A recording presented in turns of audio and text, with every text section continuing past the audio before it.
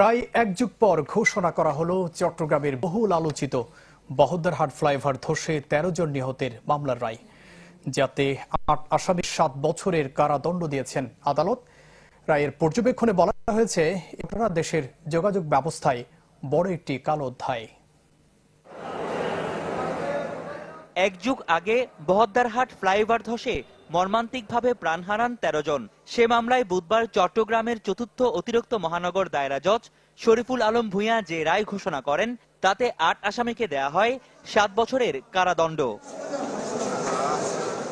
রায়ের পর্যবেক্ষণে বলা হয়, এই ঘটনা দেশের যোগাযোগ ব্যবস্থায় বড় একটি কালো অধ্যায়, যাতে ঠিকাদারি প্রতিষ্ঠান মীর আক্তার ও পারিসার দায়িত্বরত কর্মীদের গাফিলতি ছিল। এতে সাজা দেয়া না হলে ভবিষ্যতে এমন কাজে ঠিকাদারি প্রতিষ্ঠানের জবাবদিহিতা হুমকির মুখে পড়বে এবং এই ধরনের আরো দুর্ঘটনার সংখ্যা রয়েছে বলে উল্লেখ করা হয় পর্যবেক্ষণে। ৩০৪-এর এতে উনি ৫ বছরের দিয়েছেন এবং ৩৩৮-এ ২ বছরের সাজা দিয়েছেন।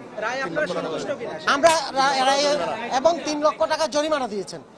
আমরা রায়ে যথেষ্ট সন্তুষ্ট এবং এটা ইতিহাস হিসাবে সারা বাংলাদেশে এটা কার্যকর থাকবে। বাংলাদেশের মধ্যে যতগুলি ঠিকাদারি প্রতিষ্ঠান আছে, এই ধরনের বড় বড় প্রতিষ্ঠান কাজ করতেছে, তারা অবহেলা করলে এই ধরনের সাজা হবে। এটা হলো জেনারেল একটা মেসেজ। রায়ের পরই জামিনে থাকা সব আসামিকে পাঠানো হয় কারাগারে।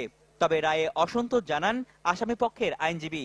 দুই প্রান্তে কোনো ইঞ্জিনিয়ার ছিল, কোনো ইঞ্জিনিয়ারকে কাজ করতে দেখেছে বা এই মামলার কোনো আসামিকে সেখানে কাজ করতে দেখেছে, এরকম কোনো সাক্ষী বিজ্ঞ আদালতের সাক্ষ্য প্রদান করে নাই। এই মামলার অন্যদের ব্যাপারে বলবো না, আমাদের যাদের ব্যাপারে আজকে সাজা দেওয়া হয়েছে, আমরা সেই রায়ের বিরুদ্ধে আমরা বিক্ষুব্ধ হই। যথাযথ রায় হয়নি, আমরা এই রায়ের বিরুদ্ধে উচ্চ আদালতে যাব। ২০১২ সালের ২৪ নভেম্বর রাতে বহদ্দারহাটে নির্মাণাধীন ফ্লাইওভার ধসে পড়ে। এই ঘটনায় ২৫ জনকে আসামি করে মামলা হলেও ৮ জনের নামে চার্জশিট দেওয়া হয়, যদিও তাতে রেহাই পান চট্টগ্রাম উন্নয়ন কর্তৃপক্ষের কর্মকর্তারা। মামলার অভিযোগ গঠন হয় ২০১৪ সালের ১৮ জুন। রনি দত্ত, চ্যানেল 24, চট্টগ্রাম।